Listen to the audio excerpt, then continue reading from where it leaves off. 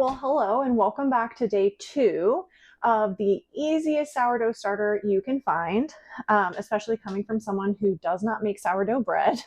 So if you did not catch my first video that I posted yesterday, I will make sure to link it below in the description of the video and I'll add it at the end as well. But today is going to look a little similar to the first video because on day 2, all we need to do is feed our hungry little Tamagotchi jar, our little pet here that we were trying to keep alive. So I am going to take his lid off and I'm going to show you guys what he looks like on the inside here. So he is much more liquidy. You can kind of see, if you remember from yesterday, he was a bit thicker. We went for like a thick pancake, and today he's a little bit more liquidy. His color and texture is normal, and he didn't really have any like water or fluid on top.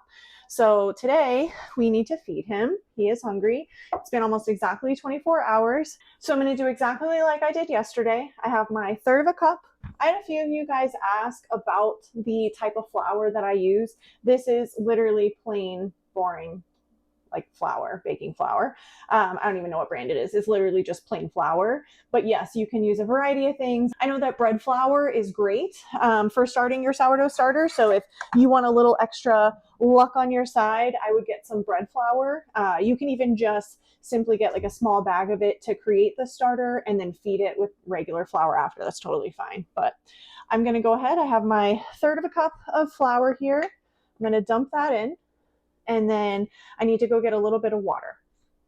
Remember, the water needs to be filtered to like bottled water or water through some sort of filtration in your house. It cannot just be tap water.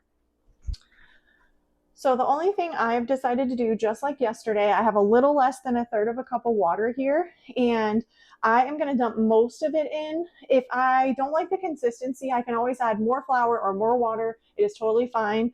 But because it was a little liquidy today from yesterday, that moisture content's a little bit higher, so I just simply won't need as much. But remember, the goal is a thick pancake batter. So I'm going to add my water now.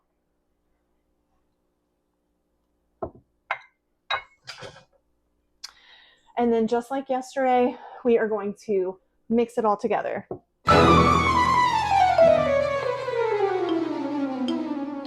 So a tip I have is as you're going, it's probably going to feel like you do not have enough water initially. It'll probably feel a little dry and you'll see a lot of pockets of dry flour. Just keep working it through and keep mixing it before you add any more water or flour, because there's a good chance as it gets incorporated, you won't need anything.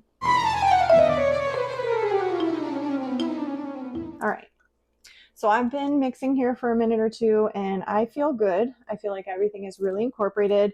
I don't feel like I'm finding any more dry pockets of flour, and I want to show you guys its consistency now. So I'm going to scoop some out here so you can kind of see it's like a thick pancake batter. So I did not need this full 1/3 of a cup.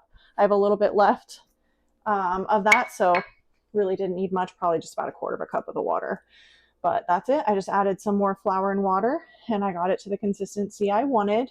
If it is a little too liquidy, a little too soupy, just add probably a tablespoon of flour, mix it in, see how it is, and a little bit at a time from there, just like a tablespoon at a time. And on the opposite, if it's too dry and you can't get the flour to incorporate, just do same thing. Just about a tablespoon of water at a time and mix it in until you get it incorporated. So I'm going to clean up the edges of this a little bit. I'm going to get everything kind of incorporated down to the bottom of the jar. And then I'm going to put his little hat back on. Okay, so when I say cleaned up, that's what I mean. It doesn't need to be like cleaned up, but I just want to be able to kind of see where it's at. So that's it. There's no discarding. There's no, weighing, measuring of anything crazy. We just add a little more flour, a little more water. We mix it really good. And then once we get it to the consistency we like, we put his little hat on and we put him back on the shelf until tomorrow. So tomorrow we should probably start to see a little bit more liquid at the top when we go to feed him. He will obviously be a little bit bigger, and I will show you guys kind of the next step. And I'll show you guys the next step in the process I've had a few of you ask me about naming my starter because it is a thing that people do. They name their sourdough starter, and we will name our starters. Everyone that is doing this with me, we will name our starters, but I kind of find it bad luck until it is active and alive and going. We can't name him. So start thinking of names you want to name your starter, and we will name them once they are alive and well in about a week.